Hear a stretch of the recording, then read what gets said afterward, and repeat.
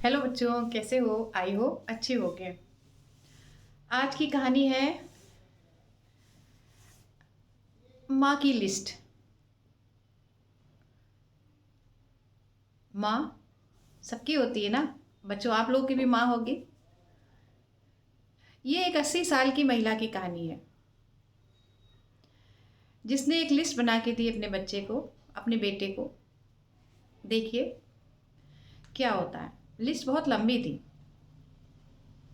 तो रमेश रमेश की माँ आज पहली बार दिवाली पर अपने बेटे के घर रुकने के लिए आई थी। वैसे हमेशा वो अपने पति के साथ ही रहती थी, लेकिन इस बार उनके पति गुजर चुके थे। 2 साल के बाद, पति के गुजरने के 2 साल के बाद वो अपनी बेटे के पास आई। बेटे बहू ने जिद करी तो वो कहती ठीक दिवाली तक रुक जाते हैं। बाजार जाते समय रमेश ने कहा अपनी पत्नी सविता से, सविता बाजार जाते समय माँ से भी पूछ लेना, उन्हें किसी चीज की जरूरत तो नहीं है। सविता, अरे भाई मेरे पास इतना काम है, जाओ अपनी माँ से पूछ लो जाके ना। अरे पूछ लेना क्या, इतने से काम में तुमको ज्यादा समय लग जाएगा। तो आपको जाना चाहिए ना। आप पूछिए, आपकी माँ है, आपको अच्छे से बताएंगी। वैसे मुझे नहीं लगता कि 80 साल की उम्र में उन्हें किसी चीज की जरूरत होगी। लेकिन रमेश माँ के पास नहीं गया, वो अपने कामों में लगा रहा। जाते समय सविता ही माँ के पास गई और कहा, माँ जी आपको कुछ चाहिए तो बता दीजिए, मैं बाजार जा रही हूँ, लेती आऊँगी। माँ ने कहा, बेटा वैसे मुझे कुछ नहीं चाहिए, सब कुछ तो है, और फिर मुझे इस उम्र में किस चीज़ की ज़रूरत। अरे माँ जी बता दीजिए ना, आपको किसी चीज़ की ज़रूरत हो तो। अच्छा रुको। माँ अंदर कमरे में गई, उसने एक कॉपी में कुछ लिखा, कुछ सामान लिखा और ला करके पूरा एक पर्चा अपनी बहू के हाथ में थमा दिया। सविता ने देखा, अरे बाप रे इतना बड़ा पर्चा। पर्चा फोल्ड करके दिया था माँ ने, तो इसलिए सविता ने देखने की जरूरत नहीं समझी, वो पर्चा फोल्ड किया हुआ ही रमेश को दे दिया। लो तुम्हारी माँ ने ना पूरा खर्रा लिख के दिया है। रमेश ने भी पर्चा बिना देखे उसको जेब में डाल लिया। चलो देखते हैं। मॉल गए। मॉल में जा करके सविता अपना सामान लेने के लिए दुकान में जैसे ही घुसी तो पीछे से रमेश बोला, अरे सुनो, ये लो पर्चा माँ का सामान भी ले लेना। सविता कहती, अरे आप देख रहे हो मेरे पास कितनी लंबी लिस्ट है घर की, बहुत खरीदारी करनी है। मैं तब तक खरीदारी करती हूँ, आप ऐसा करो, माँ के ये जो पर्ची है ना, माँ का पर्चा, ये लेकर के आप सामान ले लो। रमेश ने थोड़ा सा मुंह बनाया, अरे नहीं भाई मैं थका हुआ हूँ। सविता कहती, देखिए आप थके तो मैं भी थकी हुई हूँ, घर से काम करके ही आ रही हूँ। आप ऐसा करिए, आप मोबाइल ही तो चलाएंगे बैठ करके, आप जाके माँ का सामान ले आइए। और सविता ये कह के एक दुकान में चली। रमेश ने पर्चा निकाला। पर्चे कॉपी का पूरा एक पेज था।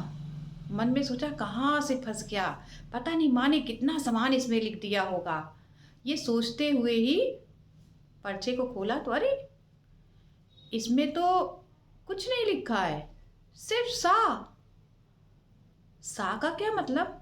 सा कौन सा ब्रांड होता है, ये कहाँ मिलेगा? मैं कह रहा था सविता सविता सब जानती है, लेकिन सविता मुझे इस काम में फंसा के चली गई। खैर अब तो करना ही था ना। वो पर्चा लेके वो एक दुकान में गया। मॉल में ना बहुत सी दुकानें होती है ना, वो दुकान में गया और कहा, भैया ये देखो, ये कुछ ब्रांड है क्या ये? उसने देखा, अरे ये तो सा नहीं, सा नाम का तो कोई ब्रांड नहीं आता, इसमें तो कुछ आगे पीछे कुछ नहीं लिखा, क्या है ये? थोड़ी देर में दूसरी दुकान में गया रमेश, देखा, दिखाया दुकानदार को कि भैया ये इस ब्रांड का कोई सामान आता है क्या? वो मेरी माँ ना बहुत बूढ़ी है, तो आप देख लो जरा सा। दुकानदार ने देखा, कहता है इस भाई हमारे इस तरह का कोई सामान नहीं है।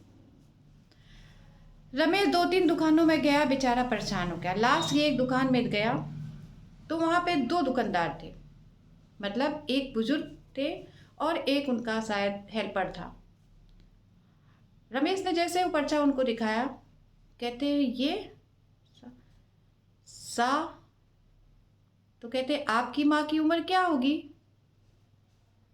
तो रमेश कहता है मेरी माँ करीब 80 साल की होगी। आपकी उम्र की होगी? दुकानदार ने कहा एक 80 साल की औरत लाल पेन से सा लिखती है, मतलब लालसा। लालसा एक 80 साल की उम्र की औरत की लालसा क्या हो सकती है? उसने कहा कि ये तो आप ही जानिए, आपकी उम्र की है, मुझे कोई आइडिया नहीं। रमेश ने कहा। उस बूढ़े ने पूछा तुम्हारे पिताजी हैं? कह रहा नहीं, मेरे पिताजी को गुजरे 2 साल हो गए हैं। अच्छा, तुम्हारे कोई और भाई बहन है तुम्हारे अलावा? कहते नहीं, मैं अकेला हूँ अपनी माँ का। क्या तुम अपनी माँ के पास समय बिताते हो? कह रहा है समय समय समय मतलब अरे उनके पास थोड़ी देर बैठते हो, उनके हालचाल जानते हो, कुछ अपनी बात कहते हो। अब रमेश चुप। माँ को आए हुए 7 दिन हो गए थे, पर रमेश अभी तक माँ के पास 5 मिनट के लिए नहीं बैठने गया। बस दूर से बोलता रहा माँ कैसी हो, ठीक? हाँ बस। रमेश चुप। तो दुकानदार ने कहा कि बेटा, एक 80 साल की बुजुर्ग महिला जिसका पति गुजर चुका है, उसके लिए तुम ही तो एक लालसा हो, वो तुम्हारी लालसा करती है। रमेश मुंह खोले खड़ा है, मतलब लालसा? कैसी लालसा? मतलब मुझसे देखो, मेरे 2 बच्चे हैं पर मेरे पास नहीं है कोई भी, सब विदेश में है। मेरी हमेशा इच्छा रहती है कि मेरे बच्चे मेरे पास आएँ, थोड़ी देर मेरे पास बैठे, मैं उनसे ढेर सारी बात करूं, कुछ उनका पूछूं, कुछ अपनी पुरानी बातें उनको बताऊं, उनका बचपन कैसे बीता। तुम्हारी माँ की यही लालसा है। तुम ऐसा करो, तुम अपनी माँ के पास जाओ और उनको समय दो जब तक वो तुम्हारे पास है। एक ऐसा दिया है बुढ़ापा जो कभी भी बुझ सकता है। जब तक माँ है तब तक माँ को समय दो। अब रमेश के दिमाग नाचने लगा, ख्याल आने लगे, विचार आने लगे।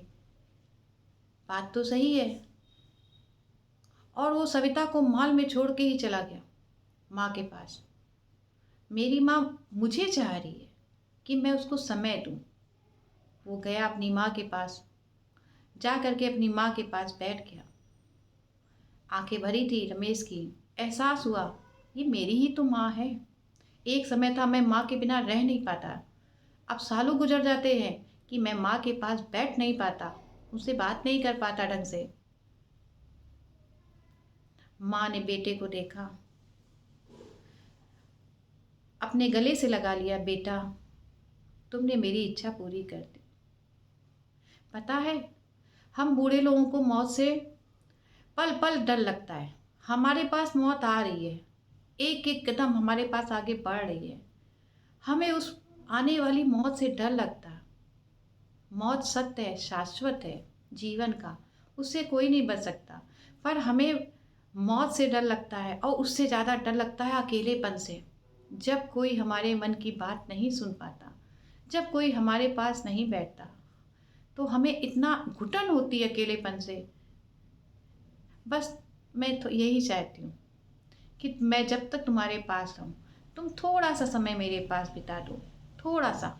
मैं तुम्हें परेशान नहीं करूँगी, बस तुम्हारे सर में हाथ फेरूंगी, तुम्हें स्पर्श करूंगी, तुम्हें गले से लगा लूंगी।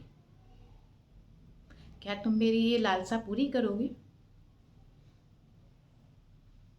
रमेश अपनी माँ से लिपट गया और इस तरह से रमेश ने मन में प्रतिज्ञा की कि मैं अपनी माँ की ये इच्छा जरूर पूरी करूँगा। तो बच्चों, कहानी कैसी लगी? आप लोग भी अपने माँ बाप पे ध्यान दीजिएगा। माँ बाप ईश्वर का दूसरा रूप होते हैं, उनका ध्यान रखिए, उनका ख्याल करिए। अगर आपको पसंद आया हो तो आप क्या करेंगे? Okay, bye.